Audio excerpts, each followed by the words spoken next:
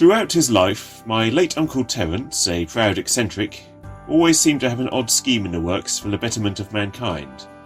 In previous years, whenever I called round after work, as was my habit on Thursdays, I'd often find him in his garden shed, sometimes cleaning neglected illegible road signs he'd borrowed, reasoning that the local council never troubled themselves to maintain them, so the task fell to him.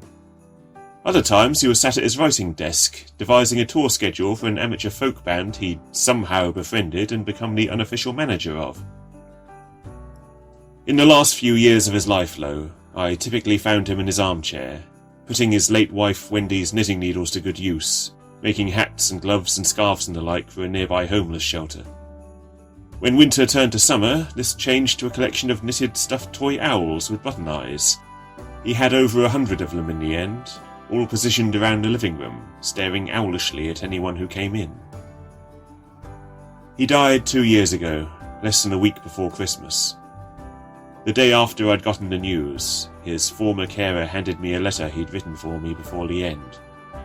True to his nature, it was written on an elaborate scroll he'd made himself, written with a pen he'd also made himself, and bearing a proper waxen seal, pressed by a personalised signet ring he'd also made himself. It was a heartfelt and heart-rending final goodbye, as you can imagine. But after that was a postscript, asking me to collect all his toy owls, attach tags to them which I'd find in the desk drawer, all saying, "Free to a good home," and place them about the town, hopefully to be found by appreciative families with young children. I had to laugh.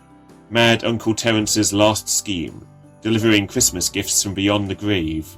A fitting end to his life of unconventional public service. I set to work at once, pondering how best to distribute 113 hand-knitted owls to the general public. I couldn't just leave them outside in parks amidst the wintry freeze. No one was likely to accept a free toy coated in frost, or worse. Nor could I leave them in the library or shopping centre or such places. Some might find their way to good homes, but most would probably wind up getting binned by wary caretakers. No, this endeavour required a degree of legitimacy. After a quick search online for local toy shops, I packed a sample box with about 30 of the beasts. Dork that I am, I might have punched air holes in the lid for good measure. Then I drove into town to speak to the owners of said shops, explaining the odd situation and asking if it might be possible to give away a free owl to customers. The first two I spoke to loved the idea, but were unable to provide toys to children which didn't have the official CE mark, which put simply is a guarantee that a product meets certain required safety standards. The next shopkeepers I spoke to, a kindly old couple with a delightfully quaint store, couldn't have cared less about official safety certifications, and cheerfully agreed to give an owl to the first 30 families with a young child or children who came through their door. They even gave each of them miniature knitted scarves, which apparently were an inadvertent superfluous addition to an order from 5 years back. I thanked the two and resolved to keep this shop in mind for my daughter's next birthday. That was a little under a quarter of the owls seen to, and as I drove home I wondered just how best to distribute the rest. Sadly, coming up with nothing. As it turned out though, my wife had managed to see off a further 60, giving them to her sister, a primary school teacher, as gifts to the younger students on the last day before they broke up for the holidays. Whilst I did feel a bit foolish for not considering her in the first place, I was grateful indeed for how much easier this made things. With 23 owls remaining, I resolved to drive here and there on the following day and see if I couldn't find another shop or play area or somewhere else children frequent that might be willing to distribute a few free gifts. If worst came to the worst, I could simply go back to that toy shop and give them a few more to hand out. The owls, however, had other ideas. It was about 10 a.m, and I'd just parked the car at the centre of town with the box of owls sat in the back seat. All of a sudden, one of the rear windows started winding down by itself.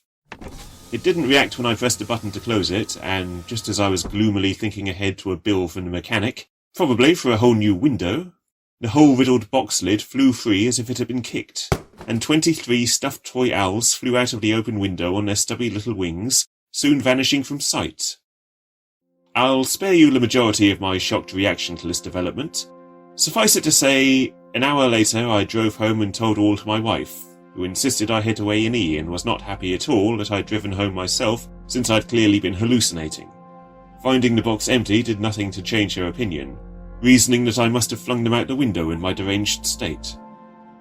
I certainly wasn't feeling all too healthy after witnessing that impossible sight earlier, and honestly it seemed more plausible that something was wrong with me than that 23 stuffed owls had come to life, so I let her drive me to the hospital. We asked our neighbours, the Wilds, to watch the children whilst we were gone, under the pretense of having to do some emergency last-minute Christmas shopping which the kids mustn't see. Once we set off, however, we made it about 300 yards before running straight into a traffic jam. There were disruptive roadworks in a busy junction not far from the house, and with traffic filing in from 4 narrow streets, chaos inevitably ensued. We progressed about 2 meters in 20 minutes. We spent much of that time cursing the council, the universe and everything, before switching on the radio in hopes of some kind of distraction, only to hear a curious story on local news of owl-shaped drones whizzing hither and yon in the town centre, apparently flying into the waiting hands of nearby children, who'd promptly adopted them and refused to relinquish them. Now, my uncle was many things, but he was certainly no electrician. He barely knew how to operate his phone, truth be told. The one time I remember him seeing a drone, he condemned it as an ill-looking, Morgoth-forged electric wasp, and said if he'd had his rake with him, he'd have given it what for. In short, there's no way he rigged up a score of toy owls to somehow seek out children to deliver themselves to, nor, I suspect, was he secretly piloting the things from inside his coffin. So what on earth was going on? The situation was no less mad for hearing about it on local news, but at least it assured us that my mind was probably intact.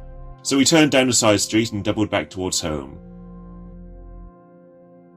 We made up a story for the kids about a last-minute change of plans and bought fish and chips for dinner, which, as they were 5 and 3 years old at the time, overshadowed any fleeting parental peculiarity. Things only got stranger the next day.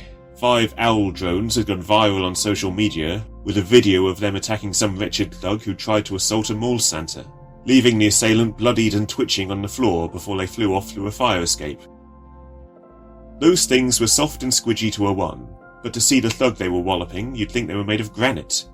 The sight had to be seen to be believed, and at the time few enough did believe it, many people assuming it was some better-than-most AI video, at least until it was confirmed that said thug had been hospitalised. He was there for a month, I think.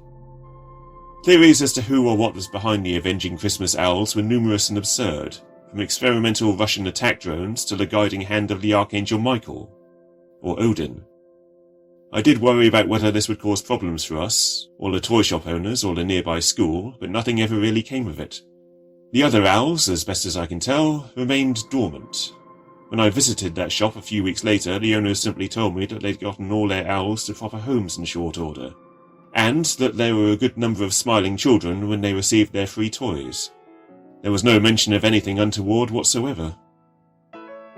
The great mystery of the viral owl vigilantes soon died a death too, replaced by some equally fleeting political scandal.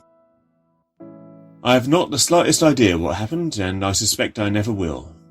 I don't even know if Uncle Terrance was involved in the madness.